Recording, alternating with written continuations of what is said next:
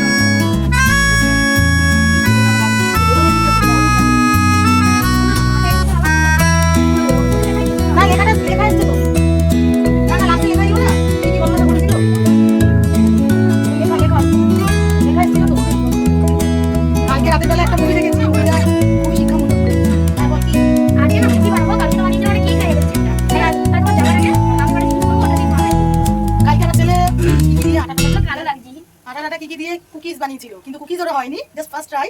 ওটা হয়েছিল কেক। তো এবারে বলেছে, আমাকে বলেছে তুমি কি কি আনবে, আমাকে বলে দিয়েছে ওই বেকিং সোডাটা কি কি লাগবে, ওগুলো দিয়ে আজকে আবার সেকেন্ড ট্রাই করবে। এমন পর খেতে কিন্তু ভালো হয়েছিল, বাট মানে কুকিজটা ঠিক হয়নি, ওটা মচমচে হয়নি, বিস্কুটের মতো হয়নি, ওটা কেক হয়েছিল, ভালো হয়েছিল খেতে, টেস্ট ভালো ছিল। দুধটা জাল দেওয়া হয়ে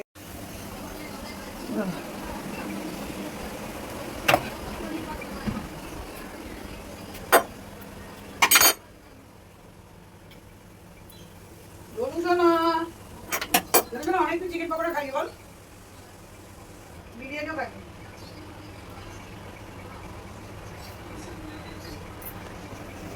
হয়ে গেছে।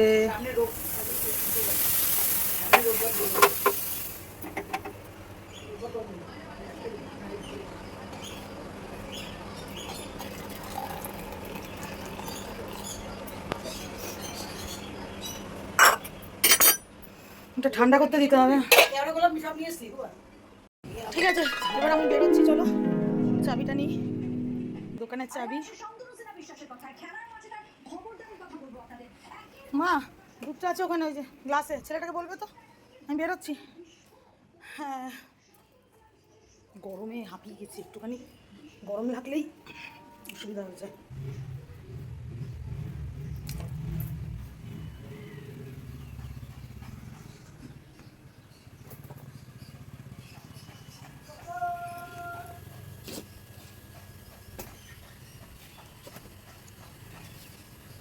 গুড মর্নিং প্রিয়া। এই যে আমাদের বাড়ির বড় বউ।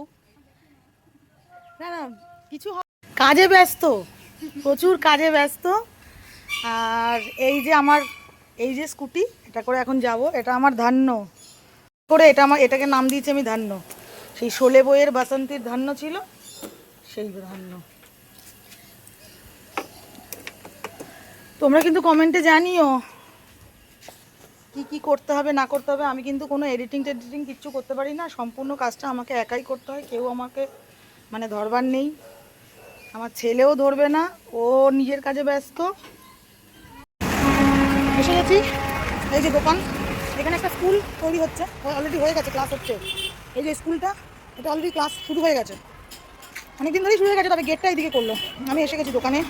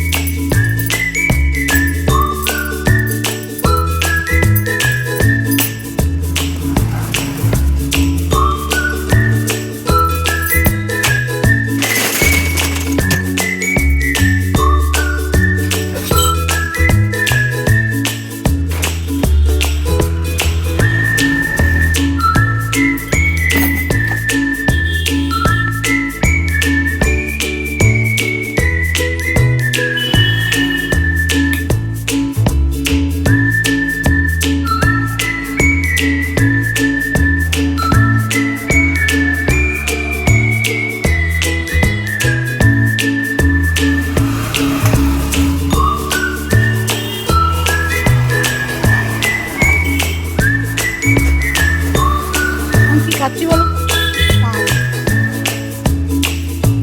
আচ্ছা, একটু পরিষ্কার টরিষ্কার করে নিই, তারপরে তোমাদের সাথে কথা হচ্ছে।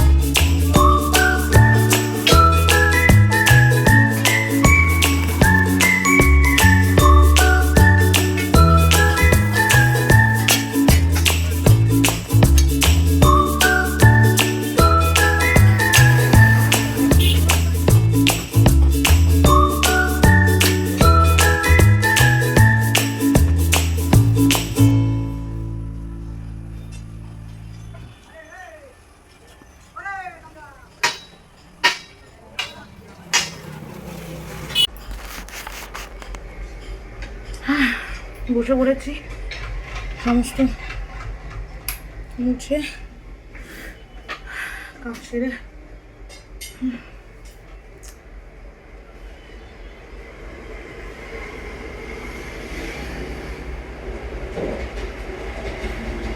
দাদা এখনই আসবে।